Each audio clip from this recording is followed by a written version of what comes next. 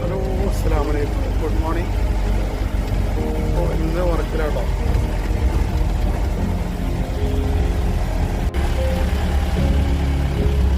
ഇത് Koottilangadi town, Koottilangadi പടിഞ്ഞാറ്റ്.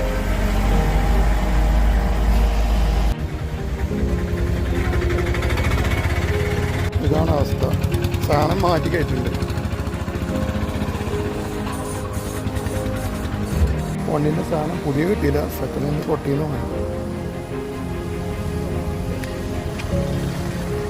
Check റെഡിയാക്കി കൊണ്ടിട്ടുണ്ട്.